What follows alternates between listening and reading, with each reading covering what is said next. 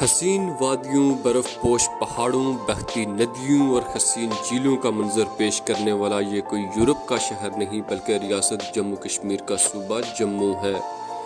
بھارت کے زیر قبضہ صوبہ جموں کی کل 37 تحصیلیں اور 10 اضلاع ہیں۔ اس شہر کو جموں کشمیر کا ونٹر کیپٹل بھی کہا جاتا ہے اور اسے مندروں کے شہر کے نام سے بھی جانا جاتا ہے۔ آج کی ہماری یہ ویڈیو جموں کشمیر کے صوبہ جموں کے بارے میں ہے، جس میں ہم ڈسکس کریں گے آپ کے ساتھ اس کے دل فریب و دلکش سیاحتی مقامات، ہسٹوریکل پلیسز اور اس کی ہسٹری کے بارے میں۔ تو بنے رہیے ویڈیو کے آخر تک۔ کاشر فقط کی ویڈیوز میں آپ کو ایک بار پھر سے خوش آمدید۔ محترم ناظرین و سامعین، اس شہر کا نام راجہ جمبو کے نام پر رکھا گیا تھا، جو کہ 14ویں صدی میں اس شہر کا راجہ تھا۔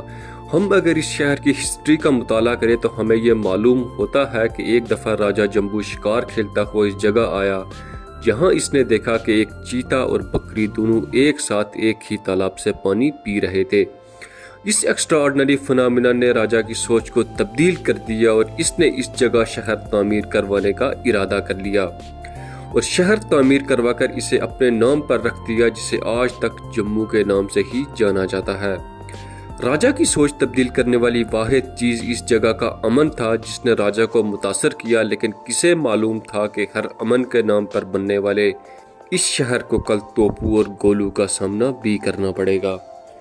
جموں شہر دریائے توی کے کنارے پر واقع ہے۔ شمال مشرق میں ضلع اودھم پور، جنوب مشرق میں ضلع کٹھوعہ، مغرب میں پاکستان سیالکوٹ اور شمال مغرب میں پاکستانی مقبوضہ جموں کشمیر کے شہر بمبر سے جڑا ہوا ہے۔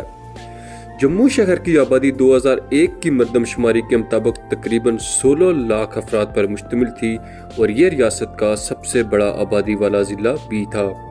اس ضلع میں ایک ہوائی اڈہ جس کا نام ستواری ایئرپورٹ ہے۔ اس ضلع میں بسنے والے لوگ 84% ہندو ہیں، 7% مسلمان، جبکہ باقی دیگر مذاہب سے تعلق رکھنے والے ہیں۔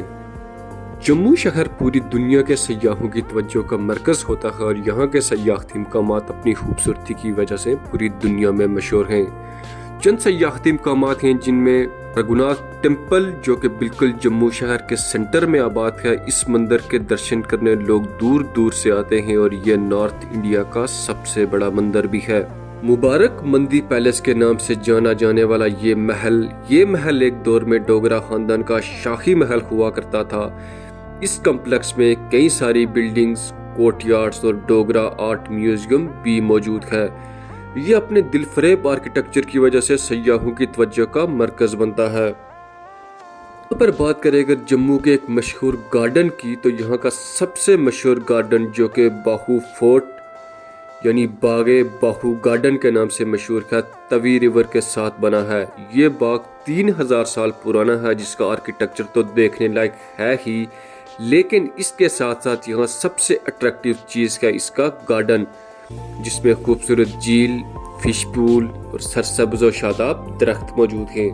یہاں اگر بات کریں جموں شہر کے پہاڑی سلسلوں کی، تو یہاں ایک جگہ پتنی ٹاپ کے نام سے مشہور ہے، جو جموں سے تقریباً 3 گھنٹے دور ہے اور یہاں جانے کے لیے جدید لفٹ بھی نصب کیے گئے ہیں، جو صرف 10 سے 12 منٹ پتنی ٹاپ پر جانے کے لیے لیتے ہیں۔ یہاں اس پتنی ٹاپ پر موجود ناگ مندر بھی سیاحوں کے لیے ایک پرکشش مقام ہے۔ یہ ناگ مندر 600 سال پرانا ہے۔ اور اب باری ہے جموں کی سنسر لیک کی، جو کہ پتنی ٹاپ سے 1 گھنٹے کی مسافت پر موجود ہے۔ سنسر لیک وہ جگہ ہے جہاں بہت سارے لوگ ٹریکنگ، پیراسائیکلنگ اور ہارس رائڈنگ کرنے آتے ہیں۔ یہ جگہ پتنی ٹاپ کی بیسٹ جگہوں میں سے ایک ہے۔ جموں ایک ایسی جگہ ہے جہاں اگر آپ ایک بار جائیں تو بار بار آپ کا جانے کا من کرے گا۔ اگر آپ بھی جموں جانا چاہتے ہیں تو کامنٹ میں اپنی رائے سے ہمیں ضرور آگاہ کیجیے گا۔ امید ہے کاشر فقط کی یہ ویڈیوز آپ لوگ بھرپور لائک اور شیئر کریں گے۔ آپ سب کے پیار بھرے کامنٹس کا بے حد شکریہ۔ تو ملتے ہیں ایک اور انفارمیٹیو ویڈیو کے ساتھ، تب تک کے لیے دیجیے اجازت۔